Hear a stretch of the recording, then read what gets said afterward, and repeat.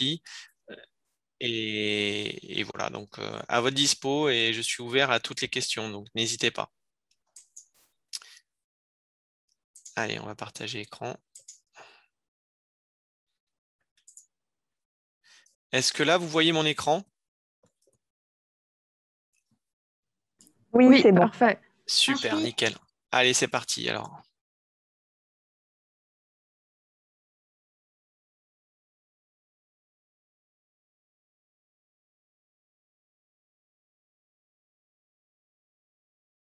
Cours, donc je suis originaire de Limoges, pas très loin de Bordeaux, la même région, l'Aquitaine maintenant.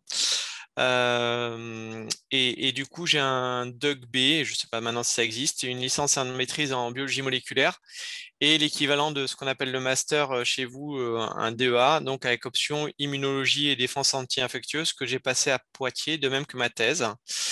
J'ai également le TOEIC, donc qui est quelque chose d'intéressant pour l'anglais et des techniques à la qui m'ont été distillées lorsque j'ai commencé cette carrière, ainsi que développement de stratégie des grands comptes, donc c'est plus dédié à des grands comptes comme des privés comme Pierre Fabre, Sanofi, etc. Donc, comme je vous l'ai dit, j'ai une thèse. Je pense qu'il y a beaucoup d'entre vous qui en feront, peut-être qui en feront pas, c'est pas obligatoire. Mais en tout cas, on peut faire d'autres choses que de la recherche. Du coup, grâce à ma thèse, ça a permis de développer plusieurs capacités, je dirais, une autonomie, ne serait-ce que par rapport à son projet de recherche. Vous êtes déjà peut-être en master amené à réfléchir par vous-même. Travail en équipe, forcément, c'est important. On travaille avec des techniciens, des ingénieurs, sont responsables et différentes équipes qui viennent de différents horizons. Donc ça, c'est important. Participation à des congrès, donc je pense que vous avez peut-être déjà participé, même si c'est pas simple avec la crise sanitaire actuelle, mais c'est quelque chose qui est intéressant aussi. Ça permet de partager son expérience et de voir des personnes différentes. La thèse, comme le DEA, enfin j'irai encore plus la thèse, mais le DEA c'est déjà une première façon de toucher un petit peu à différentes techniques, en tout cas dans le domaine de la biologie, donc c'est de la biomol, c'est de la biocell, etc. L'anglais forcément par rapport aux articles que j'ai pu être amené à rédiger ou des congrès. Souvent, c'est en anglais, c'est obligatoire d'y passer. Ensuite, les présentations. Donc, on en fait en interne. Je pense que vous serez amené à en faire. Vous en faites pour le master, on en fait pour le DEA, on en fait pour la thèse, on en fait en interne dans son équipe de recherche. En tout cas, moi, c'est ce que je faisais et ça, c'est très bien. Et enfin, il y a une histoire de transmission et de formation, puisque quand j'étais en thèse aussi, je recevais des stagiaires de différents niveaux. Et cet aspect de transmission de son savoir-faire et aussi la formation, c'est quelque chose qui est intéressant et à faire valoir. Ensuite, pourquoi j'ai décidé d'être ingénieur technico-commercial? En fait, c'est très simple. Au départ, j'avais plusieurs de mes amis, en tout cas, qui avaient eu des expériences en postdoc. Alors il y en a qui s'étaient très très bien passés, il y en a d'autres qui s'étaient pas forcément très très bien passés. Donc, il fallait savoir si après le postdoc, il y avait la possibilité ou pas de travailler et comment s'épanouir professionnellement, je dirais, tout en faisant quelque chose qui nous plaît. Et donc, c'est cette question que moi, je me suis posée et qui m'a amené à réfléchir et aller vers cette carrière-là. Donc, après ça, je me suis fait un bilan de compétences. Donc, c'est ce que je vous ai dit tout à l'heure. Il y a des bases techniques en thèse qui sont assez fortes, un contact facile, l'anglais, parler écrit, l'autonomie forcément par rapport à son projet de recherche et l'envie aussi de faire découvrir ou partager des choses à des personnes. Et donc, je me suis dit, bah, pourquoi pas commercial? Donc, j'ai soutenu en 2001 ma thèse. En mars 2002, j'ai été recruté chez QBiogen, qui est devenu MP Biomédical. Et donc, j'étais responsable de l'Institut Pasteur et de la région sud-ouest. Donc, j'étais basé à Toulouse, comme je suis actuellement aussi. Et donc, depuis janvier 2007, je suis chez Ozim. Je suis toujours ingénieur technique ou commercial, mais avec un secteur qui est un peu plus restreint. Et je suis toujours basé à Toulouse. Après, je m'occupe de différents clients. Ça peut être aussi bien de l'académique, des privés, des CHU, etc. Donc, je n'ai pas de limite par rapport aux clients que je suis amené à rencontrer. Mes outils à disposition et mon rôle, donc j'ai une voiture de fonction, ce qu'on appelle un PC, un téléphone, et après, je dirais, mon rôle, c'est d'être votre interlocuteur à tous les niveaux pour la promotion et la vente des différents produits et également des machines, de l'instrumentation. Forcément assurer le service technique, commercial, administratif, donc ça veut dire faire des devis, ça veut dire gérer des appels d'offres. Et forcément, qui dit commercial, on a un chiffre d'affaires à gérer et qu'il faut essayer de développer. Et enfin, quelque chose d'important aussi, c'est prendre un peu plus de recul et analyser un petit peu ce qui se fait chez nos confrères pour pouvoir avancer et pousser la société dans laquelle je travaille à développer des nouveaux produits ou aller vers des choses qui me paraissent importantes pour la recherche. Et ça, c'est vos retours qui permettent de pouvoir faire avancer tout le monde. Ensuite, qu'est-ce que je peux dire sur ma vie d'ingénieur technico-commercial? Je dirais, il y a une partie terrain. Donc, ce qu'on appelle terrain, c'est des visites. Alors, comme vous pouvez l'imaginer, depuis le Covid, ça c'est restreint à peau de chagrin, voire plus du tout. Donc, on a remplacé par des visios. Donc, c'est ce que je fais actuellement. C'est de plus en plus commun et avec les outils qu'on a aujourd'hui, c'est assez facile quand même de faire des visioconférences. Donc, je fais des visios à peu près 3,5 jours par semaine. Et le reste du temps, j'ai 1,5 jours d'administratif. Donc, qu'est-ce qu'on met en administratif? C'est tout ce qu'on n'a pas eu le temps de faire la semaine. C'est des prises de rendez-vous, c'est des réponses par rapport à des appels d'offres, etc., etc. C'est des réunions aussi ou des formations. Je suis en déplacement une semaine sur deux, c'est-à-dire qu'une semaine je suis sur Toulouse et une semaine je suis en déplacement. Ça peut être Nantes, ça peut être Rennes, ça peut être Bordeaux, ça peut être Limoges, ça peut être Poitiers. Les réunions commerciales, elles ont lieu à peu près tous les trimestres, donc c'est entre 1 et 2 jours par trimestre. Donc OSIM, le siège social est à Paris, donc les réunions sont à Paris. Pour d'autres sociétés, ça dépend du siège social. Ensuite, je dirais l'avantage de mon rôle, c'est d'avoir aussi des contacts privilégiés avec différentes personnes. Donc, ça peut être aussi bien, j'ai autant de plaisir à rencontrer des DEA, des masters, des thésards, des postdocs, que des chercheurs, des acheteurs. C'est un peu plus compliqué, mais on y arrive aussi, et des chercheurs dans le domaine privé. Donc, en fait, moi, ce qui a motivé, je dirais, tout ça, c'est me sentir utile par rapport à la recherche et d'essayer de faire avancer la recherche dans différents domaines. En premier lieu, le cancer, mais il y en a plein d'autres, le Covid, les virus, etc., etc. Et ça m'a permis de nouer des contacts et de faire de très, très belles rencontres. Je peux vous parler de Katia Boniface, je peux vous parler de Christian Touriol, je peux vous parler de plein de monde qui sont devenus des amis. Donc voilà, on fait des très très belles rencontres aussi à ce niveau-là.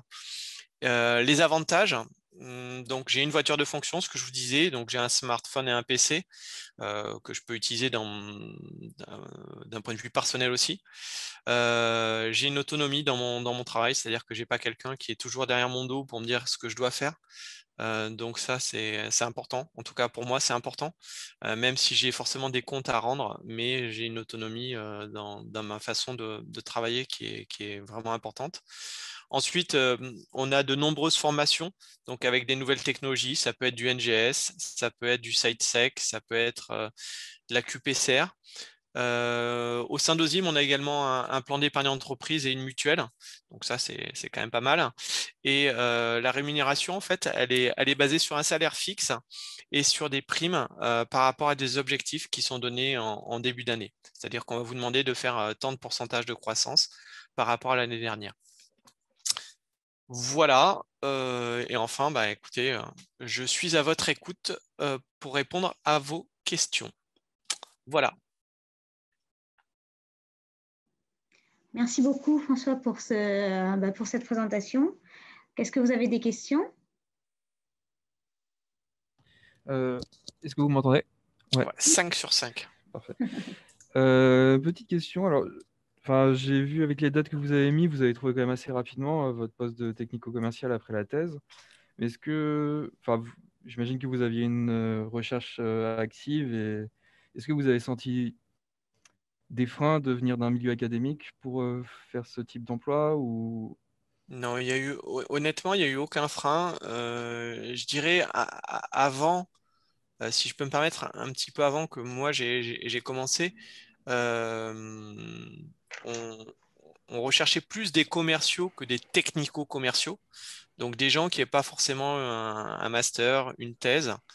Maintenant, dans le domaine de la recherche ou même du diagnostic, les gens ne recherchent plus simplement des commerciaux, ils recherchent des technico-commerciaux parce que les techniques sont de plus en plus complexes et vos interlocuteurs que vous aurez en face, si vous ne connaissez pas un minimum sur la technique, sur leurs besoins, etc., etc., vous allez vite passer pour quelqu'un de pas compétent finalement. Et, et je pense sincèrement que ça ne le fera pas. Après, je ne sais pas si vous avez regardé un petit peu les offres d'emploi. Je pense que ça vaut le coup de jeter un coup d'œil. Mais en règle générale, je dis bien en règle générale, ils demandent un bac plus 5, de plus en plus maintenant. Voilà. Je ne sais pas si j'ai répondu à ta question. Si, je suis en première année de thèse, du coup, c'est pour dans un moment, mais merci. Ouais. Ok. Ça passe vite, hein. Ouais, il paraît. Et du coup, Faut pas croire que ça passe très très vite. Il paraît. excusez-moi.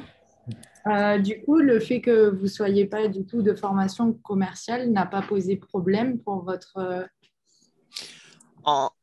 Aucun problème. Après, je vous cache pas que quelqu'un qui est plutôt renfermé, timide, ça peut marcher, mais il va falloir qu'il se fasse violence. Donc non. Et après, c'est la motivation, je dirais.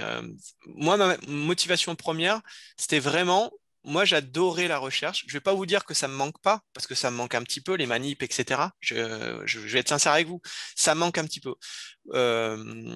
Par contre, ce qui me motive moi vraiment, c'est de vous faire avancer, de faire avancer la recherche et d'essayer de promouvoir les meilleurs produits par rapport à vos applications et vos besoins. Moi, c'est ça qui me fait avancer. C'est ça. Mais après, oui, ça me manque un petit peu, forcément. Et Mais quand... après, il faut trouver le juste milieu entre gagner sa vie, faire des post-docs à rallonge, et moi, j'avais pas envie je dirais, d'avoir d'emplois précaires, etc., de continuer post-doc, post-doc, post-doc, en sachant que les concours, c'est de plus en plus difficile, hein, faut pas se leurrer. Je dis pas que je veux pas vous décourager, c'est pas le but, hein. C'est pas vraiment pas le but, hein.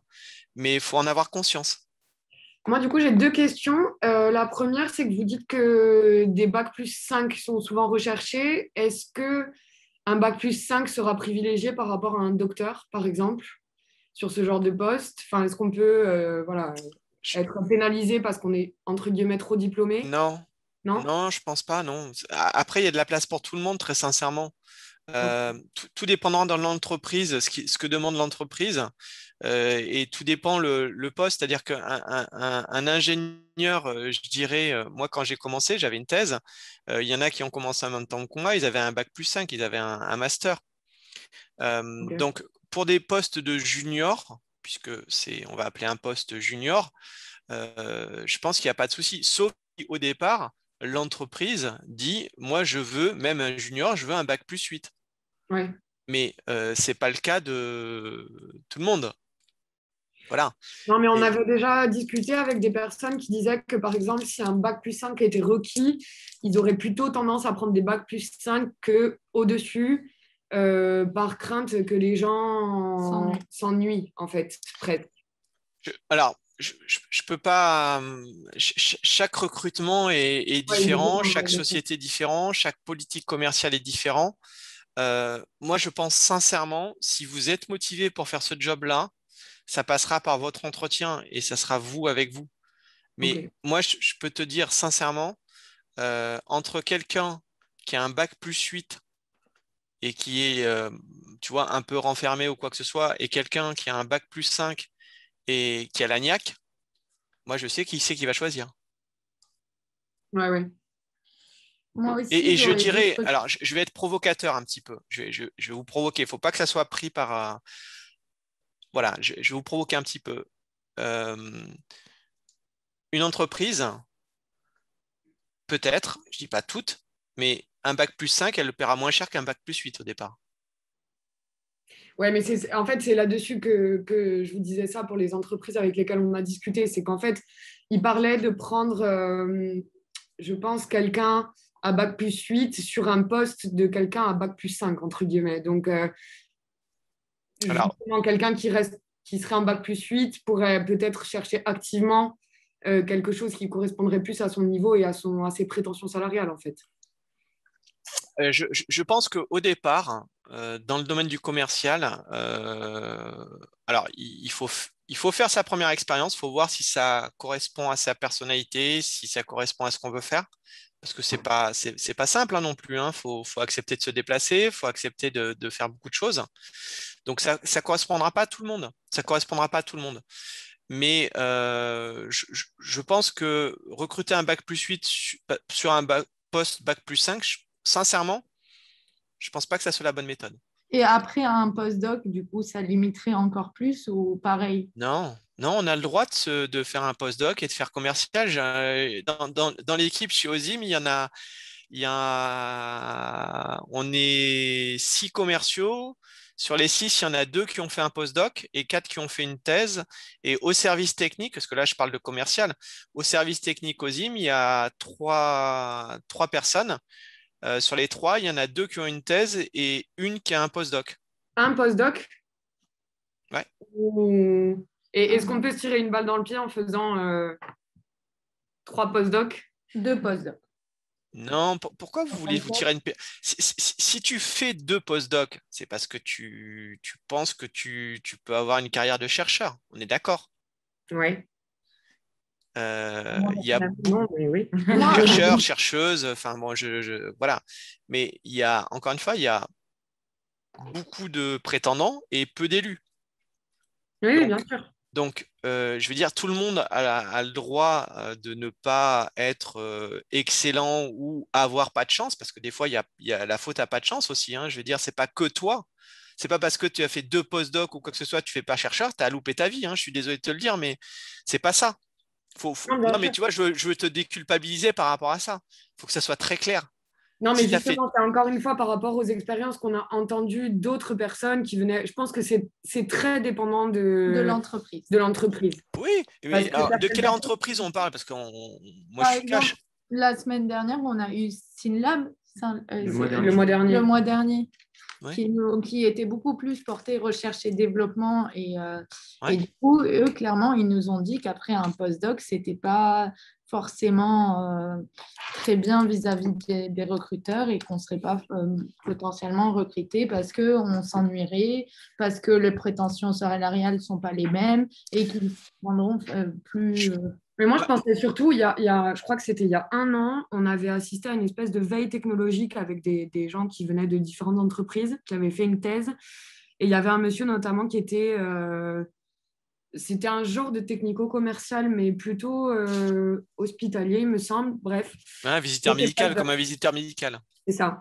Et il travaillait chez Pfizer, ce monsieur, et il disait que chez eux, typiquement, au-delà de 3 ans de postdoc, on se fermait complètement les portes de leur entreprise, en fait.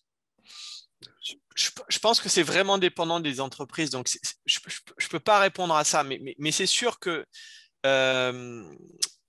si tu veux faire commercial et tu as fait 2-3 postdocs, enfin 3 postdocs, le recruteur en face de toi, il va dire ce mec-là, c'est par défaut qu'il fait ça.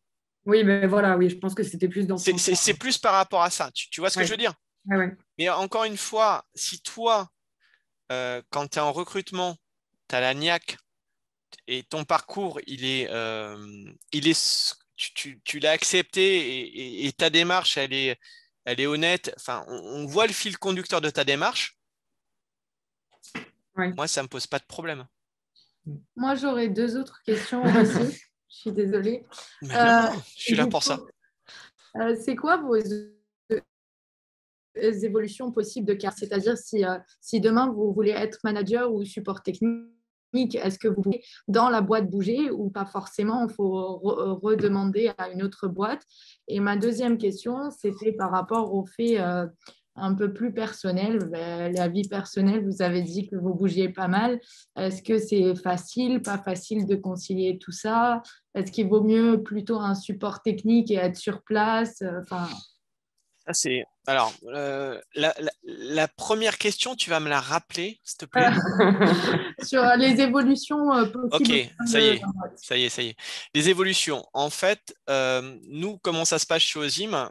À la fin de chaque année, on a un entretien avec notre N+1. Et lors de cet entretien, on met tout à plat et on dit comment ça s'est passé, etc. Qu'est-ce que tu veux faire? Vers quoi tu veux évoluer? Tatati, tatata. Donc, bon, il y en a qui le mettent, il y en a qui ne le mettent pas, il y en a qui veulent faire ça. Voilà. En tout cas, ce qu'il faut voir, c'est que tu peux évoluer dans plein de choses. Alors, soit en interne, soit en externe. Je dirais, plus la société est grande, plus c'est facile d'évoluer. Ça paraît normal, c'est une palissade. Après, tu as des opportunités au sein de la société parce que ta société pour laquelle tu travailles, il peut y avoir des postes qui s'ouvrent, des gens qui partent. Donc voilà. Donc tu peux faire plein de choses et notamment du management, il n'y a aucun souci par rapport à ça.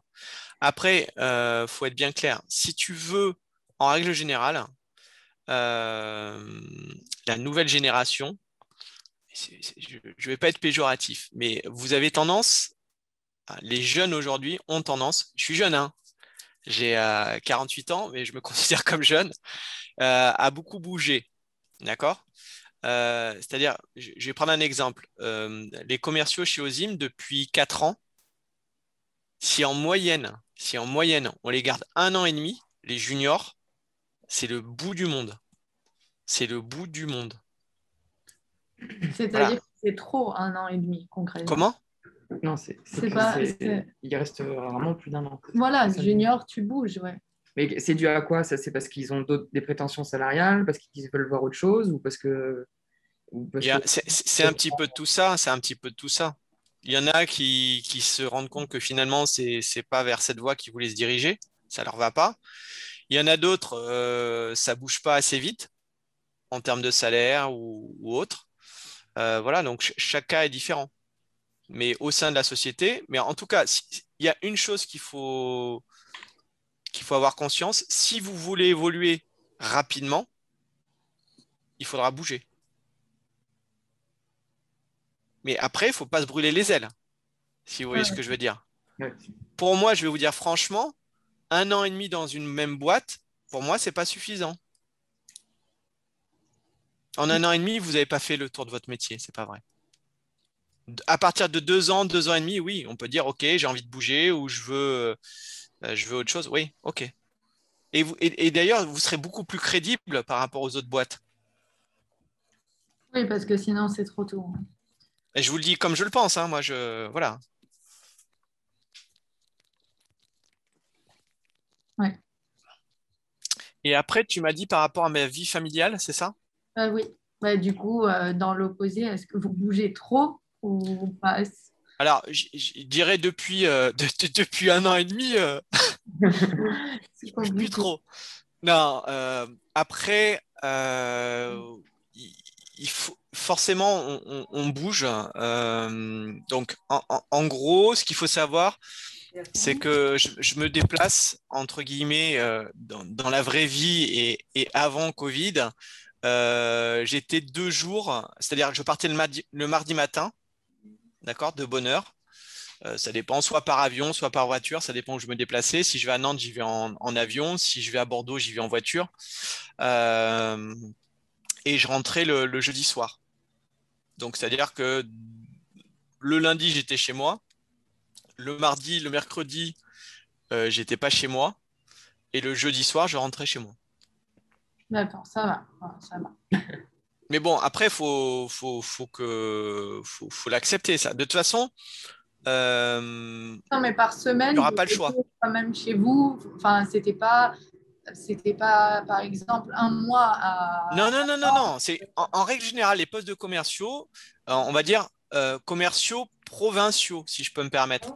C'est-à-dire délocalisés. Parce qu'il y a les commerciaux qui sont sur la région parisienne et les commerciaux sur la région parisienne. On va dire que grosso modo, soit ils ont un secteur Paris intramuros, D'accord? Soit ils vont avoir Paris et par exemple Lille. D'accord?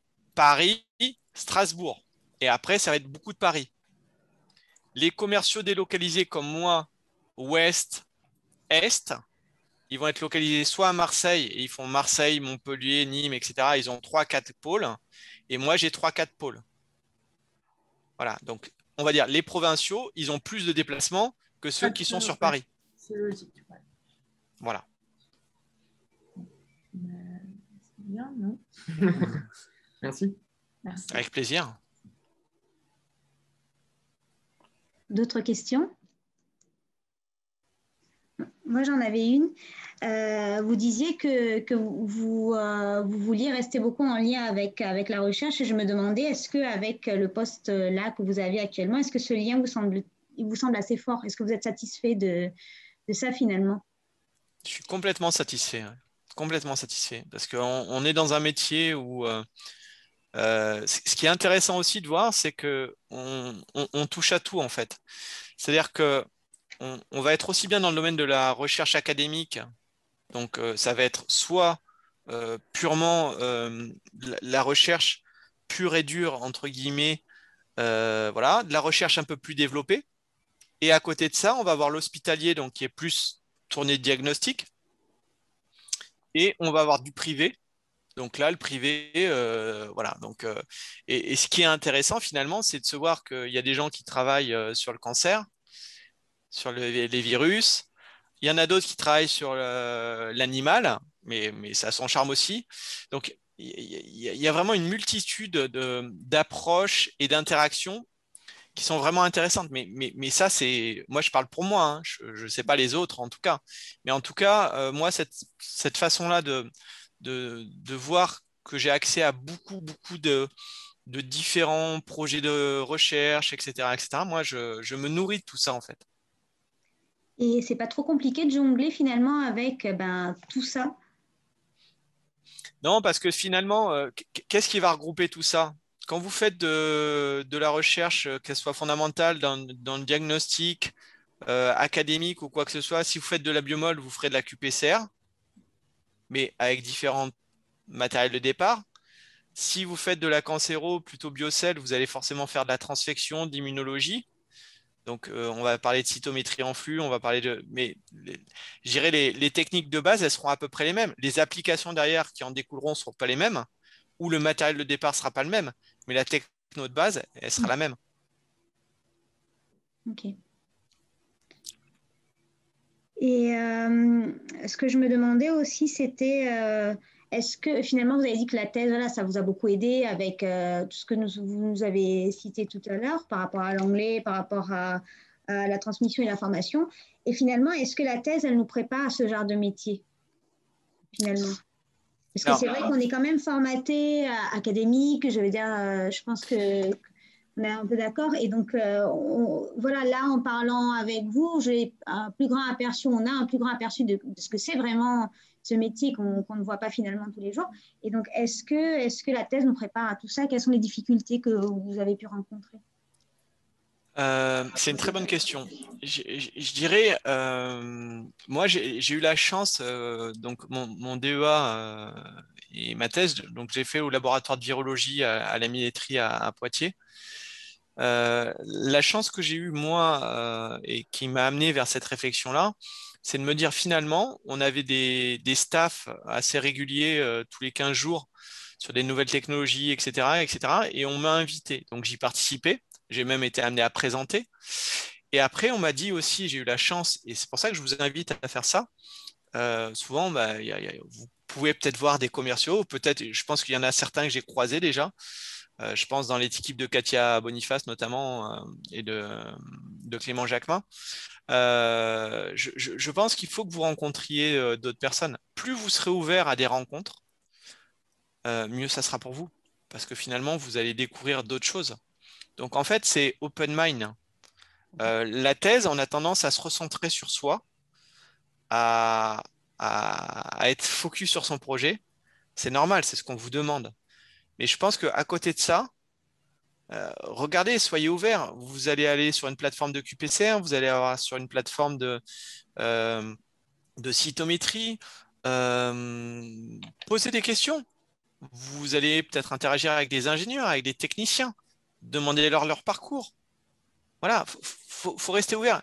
La thèse, je pense que c'est 4 ans, enfin 3-4 ans, c'est vraiment une formation. Pour moi, c'est pas juste écrire une thèse, un pavé, écrire des articles. C'est vraiment une formation. C'est vraiment une formation, mais on s'en rend pas forcément compte parce qu'on est né dans le guidon, etc., etc. Mais quand faites un bilan de compétences, regardez, qu'est-ce que j'ai développé? Travail en équipe, ouais. J'ai eu un stagiaire, je l'ai formé, ouais. Il y a plein de petites choses comme ça. Donc, toutes les expériences sont bonnes, et notamment dans la thèse. Et je dirais, collaborer avec d'autres équipes, etc., poser des questions, ça, c'est vraiment important. Et c'est tout ça qui m'a amené à moi cette réflexion et de me dire finalement, je peux faire autre chose, quoi.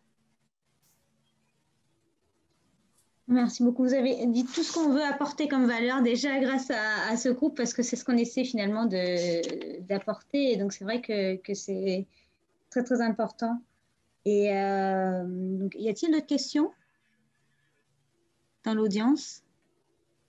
Oui, Oui, ma dernière question, c'est quels sont d'autres types de postes à lesquels on peut prétendre dans la boîte? Donc, il y aurait ça, il y aurait support technique et après, il peut y avoir d'autres. Après, Pro- thèse. pro- pro- Après une thèse. alors, après une thèse, je dirais forcément tous les postes de commerciaux, services techniques. Et après, il y a aussi spécialiste en biomol, donc project manager en biomol, project manager en biocell, etc., etc. c'était le Donc, commercial, je sais qu'il y a eu un cancer du pancréas. donc ça peut être très important pour tout le monde. Donc il y a ça. Et puis voilà, donc il y a vraiment tout un différents postes possibles, imaginables, ouverts après la thèse. Là, on parle de commerciaux, mais bon, après, il y a d'autres postes dans le privé aussi. Et Euh, est-ce que c'est flexible entre les postes? C'est-à-dire, est-ce qu'on peut évoluer de technico-commercial vers un autre poste dans la même boîte, etc., mais qui est assez différent au départ alors, tout dépend. Enfin, je dirais, tu vois, un poste de technico-commercial va pouvoir évoluer vers un chef de produit. Donc voilà, donc ça pas et vers du management. Après, service technique aussi. Donc oui, tu peux évoluer, oui, tout à fait. Après, c'est une histoire de motivation et open mind, quoi. Enfin, je dirais, voilà, c'est qu'est-ce que tu veux vraiment faire? Qu'est-ce que tu vas apporter dans ta nouvelle fonction? Qu'est-ce qui fait que tu veux faire ça maintenant? C'est ça. C'est ça qui fera la différence. Merci. Avec plaisir. D'autres questions? Oui, j'avais une petite question. Oui. Si j'ai bien compris, en fait, vous n'aviez pas fait de formation en fait de commercial, donc directement à la sortie de votre doctorat, vous avez pu être recruté. Donc en fait, c'est votre entreprise qui vous a formé directement en interne. Alors, oui, c'est ça. D'abord, vous pouvez, enfin, tout le monde me vous voit là, mais vous pouvez me tutoyer, il n'y a aucun Pardon. souci, hein. Non, non, mais je ne l'ai pas dit au départ, j'aurais peut-être dû le dire. Il n'y a pas de souci, vous inquiétez pas, voilà. D'accord. Donc, oui, on va dire, moi, j'ai appris sur le tas, comme on peut le dire. En sachant que si on a la volonté, et c'est ce qu'on a développé, c'est ce que j'ai développé en thèse, c'est ce que vous développez vous aussi, de partager, d'être ouvert, etc., d'être avenant, de savoir communiquer, de savoir parler, de faire une présentation, voilà, ça va passer. Après, ce qui m'a été enseigné, c'est que j'avais des gens qui étaient d'expérience et qui m'ont donné des petites ficelles, qui m'ont donné des conseils, puisque quand on est commerciaux, on est amené à être coaché aussi. C'est-à-dire que le N+1 peut venir sur le terrain, donc il peut voir un petit peu comment on fait, etc., corriger, discuter, parce que chaque personne est différente, donc il faut s'adapter. Et après, oui, c'est vrai que j'ai eu des formations qui m'ont été payées par la société où je travaillais, oui, qui m'ont permis D'accord. de progresser, oui, tout à fait. Mais c'est pas obligatoire, hein. D'accord. Et en fait, à peu près en combien de temps tu as réussi à être autonome, en fait, pouvoir vraiment avoir le métier dans les mains 6 mois. D'accord. 6 mois, le fait déjà de connaître un petit peu son territoire, connaître les clients avec lesquels, les sites, les clients référents, les clients clés, voilà, entre 6 et 8 mois, quoi. D'accord. Donc, en fait, ce qui t'a permis de te faire recruter, c'était vraiment ta motivation et le fait de montrer que tu voulais vraiment faire ce métier-là. Oui, et puis le savoir technique aussi, forcément. Enfin, je veux dire, on va vous challenger sur des parties techniques. Qu'est-ce que tu as fait? Comment vendre ta thèse? Qu'est-ce que tu as fait toi? Et Mhm. c'est toi qui seras là pour le vendre, quoi. D'accord, merci beaucoup. Avec plaisir. Bonjour, moi j'ai une question. Pareil, je suis en master 2 actuellement. Ça m'intéresse pas forcément de faire une thèse, mais du coup, je m'orienterai plutôt vers un double cursus avec une formation de commercial dans une école de commerce. Je voulais savoir si ça paraissait intéressant sur les profils que vous pourriez rechercher au sein de l'entreprise.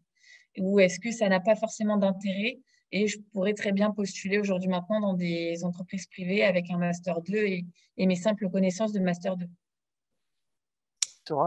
C'est difficile de répondre à cette question-là, mais encore une fois, je, je pense que quelqu'un qui a fait une école de commerce, encore une fois, je ne sais pas quel type d'école de commerce. Est-ce que c'est une école de commerce qui est vraiment dirigée bio ou qui est vraiment dirigée commerce? Je ne sais pas, c'est vraiment difficile de répondre. C'est toi ce que tu as envie vraiment de faire, quoi, je dirais. Oui, tu peux, avec un master, encore une fois, regarder des offres d'emploi. Tu peux, avec un master, débuter une carrière de commercial. Après, te dire pourquoi pas ne pas faire une formation de commercial à côté, je dirais why not? Why not? Ok, merci. Avec plaisir. Et pour rejoindre cette question, finalement, je me demandais quel est le profil recherché, finalement, pour faire ce genre de métier. Le Avec profil. je veux dire, technique, oui, mais aussi les soft skills, ce genre de choses. On va vous demander alors c'est bête, mais avoir le permis B, permis de voiture, ça va être demandé systématiquement. D'être à l'aise avec un environnement Windows. Voilà, donc ça c'est la base aussi. Donc c'est un peu Excel, c'est Word, c'est PowerPoint. Bon, après c'est les messageries, donc ça, il y a pas de souci. Mais tout ça, vous l'avez fait en thèse. Donc, nos problèmes. Nos problèmes. En thèse ou en master d'ailleurs. Hein. Ok, finalement, on n'a pas besoin. Donc, disons que la thèse et le master, ça regroupe finalement ce genre de formation et on n'a pas forcément besoin d'avoir une qualification, disons, autre, une certification haute justifiant de pouvoir, disons, utiliser ce genre d'outils, Non, finalement. non. Il y en a certains qui vont vous demander, maintenant c'est de plus en plus à la mode, des CRM, donc des systèmes de base de clients, etc., etc. Mais ça, vous serez formé quand vous arriverez, quoi. Non, c'est pas nécessaire.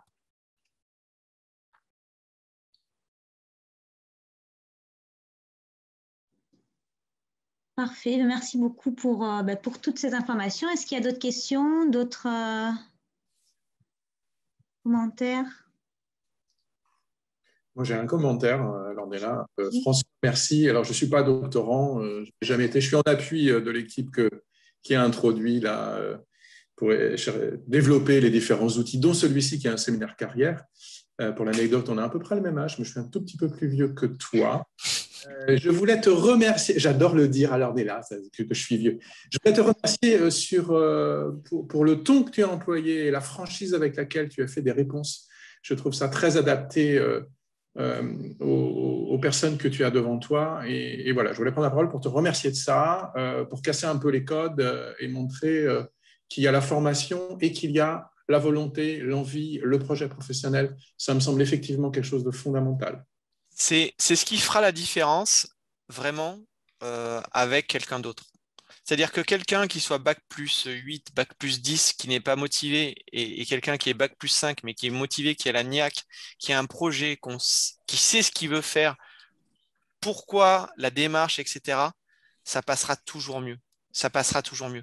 Parce que s'il ne faut pas oublier, c'est que les recruteurs en face de vous, ils ont un peu de bouteille et ils vont vous challenger un petit peu gentiment. Mais si vous n'êtes pas clair avec ce que vous voulez faire, pourquoi vous voulez le faire, ça ne passera pas. Ça passera pas. Donc voilà. Après, il ne faut pas se décourager, hein. Moi, j'ai passé, avant d'avoir le poste, j'ai passé 2 entretiens. Maintenant, peut-être vous en passerez 2, 3. Le premier entretien, c'est toujours le plus difficile. Parce que finalement, on ne sait pas trop ce qu'on va vous demander, etc. Vous n'êtes pas à l'aise, vous êtes un peu stress, mais ça, c'est normal. C'est normal. Et le recruteur que vous avez en face de vous, il le sait aussi. Mais à partir du moment où votre projet, il est ce qu'il est, il est le vôtre, et vous l'avez réfléchi, mûrement réfléchi, vous trouverez. Vous trouverez. Mais voilà, moi, ce que je veux faire passer, c'est que il n'y a pas. Moi, encore une fois, j'ai le plus grand respect pour les chercheurs, etc. Je vous dis, j'aurais voulu le faire. Voilà. Mais après, moi, partir en postdoc à l'étranger, parce qu'à l'époque, il fallait vraiment partir à l'étranger, hein, moi, quand j'ai commencé. Autrement, en France, ça n'existait pas. Un postdoc en France, et ça n'existait même pas. Donc maintenant, ça se fait, tant mieux. Mais il fallait vraiment partir à l'étranger. Moi, j'avais déjà un enfant.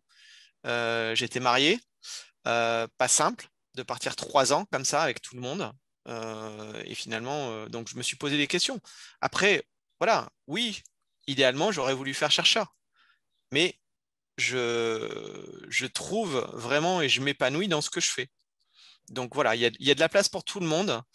Et à partir du moment où vous êtes motivé, vous trouverez. Par contre, la thèse, c'est un moment privilégié. Certes, c'est difficile, mais vous allez faire de belles rencontres et nourrissez-vous de ces rencontres-là. Mais restez pas enfermés, quoi. Même si c'est pas simple avec le Covid, d'autant plus, je vous plains sincèrement par rapport à ça, mais open mind, quoi. Open mind. Voilà. Et si vous avez des questions ou quoi que ce soit, ou si vous ne vouliez pas en parler devant tout le monde, ce que je peux comprendre, c'est pas simple. L'Ornella a mes coordonnées. Tu peux les partager, j'ai pas de problème. Oui, très bien. Aucun souci avec ça. Donc voilà. D'ailleurs, on va faire on va nourrir notre Bible des doctorants avec tout ce qu'on a appris pendant ce séminaire. Comme ça, je rajouterai les coordonnées dedans et puis tout le monde y aura accès. Ok, no problème. Je trouve mais merci beaucoup pour l'intervention. Moi, je trouve que c'était très positivant et ça montrait vraiment tout ce que la thèse pouvait nous apporter. J'espère que ça vous a aidé tous. Donc, voilà. Et pour le mois prochain, on va organiser peut-être un truc avec les alumni. Donc, on vous tient au courant et puis on organise tout ça. Ok, merci à tout le monde. Voilà. Passez un bon week-end. Portez-vous bien et à bientôt. Merci beaucoup. Merci, bon week-end. Au revoir. Merci, au revoir.